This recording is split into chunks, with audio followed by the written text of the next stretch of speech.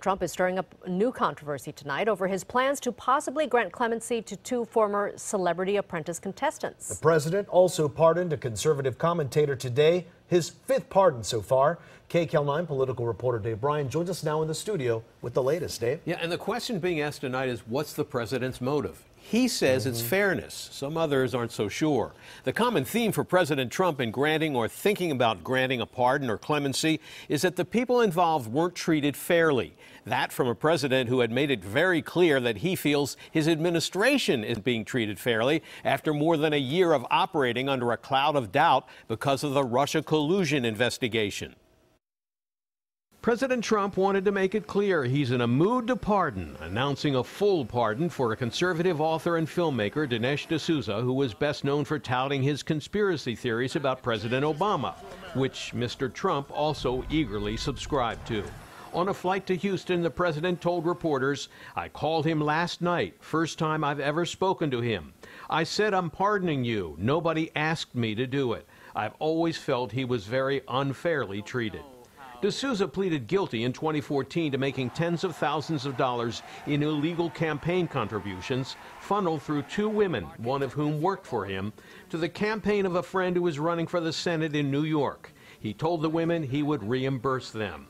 On Thursday, the president described those charges as a quick minor fine, like everybody else with the election stuff. D'Souza tweeted his thanks. "Obama and his stooges tried to extinguish my American dream and destroy my faith in America. Thank you, Donald Trump, for fully restoring both." And the president said he's strongly considering commuting the sentence of former Illinois Governor Rod Blagojevich, a Democrat who appeared on Trump's NBC show The Apprentice. Governor, I have great respect for you. I have great respect for your tenacity, for the fact that you just don't give up. But Rod, you're fired. Blagojevich was convicted on corruption charges after he tried to sell Barack Obama's former Senate seat. He was sentenced to 14 years in prison back in 2011. Mr. Trump was also flexing his clemency muscles for domestic style icon Martha Stewart, who was convicted of lying to federal prosecutors in a securities fraud case and spent 5 months in prison. We're going to make a scrumptious meatloaf sandwich, which is Donald's favorite sandwich. I've never had meatloaf this good. She's an old friend of Trump's, even though she told CNN in 2016 that he should not be president. I'm voting for Hillary Clinton. We just can't have a country run by someone who is totally unprepared for what comes. Ironically, Trump may be willing to forget those comments from Stewart because she was prosecuted by James Comey, the same FBI director, James Comey, who was fired last year by President Trump. And a pardon for Stewart might be seen by the president as settling a score with Comey. At the same point in his administration, President Obama had issued no pardons, but he eventually pardoned more than 200 people and issued more than 1,700 commutations, most for low-level drug offenders. President Trump handed out his first pardon last summer to controversial Arizona Sheriff Joe Arpaio. He violated a court order to stop profiling Latinos. Do the people in this room like Sheriff Joe?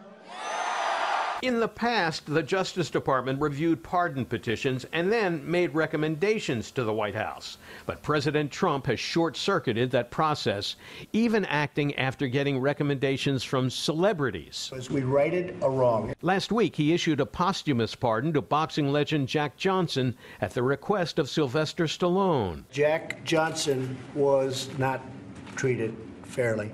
And just yesterday, the president met with Kim Kardashian West, who urged him to issue a pardon to a low-level drug offender. So what's prompting this rush on pardons from the president? Well, some Democrats charge it's all about President Trump sending a clear message to his own former aides, advisors, and attorneys who are in jeopardy as the Russia investigation continues that they too would be pardoned. I think Manafort knows it. I think Michael Cohen knows it. I think others know it. I think Robert Mueller probably knows it, and it has the potential to be an obstruction of justice case. The White House was quick to deny that. Each of the president's actions on pardons or on other things should be judged on the merits, looking at the facts and the circumstances surrounding that case.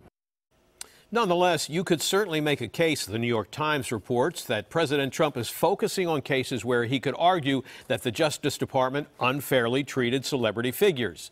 And the 3 cases where the president either granted a pardon or is thinking about clemency all involve charges similar to the charges that could be brought against Trump allies, like lying to investigators and campaign finance violations. Lena, back to you.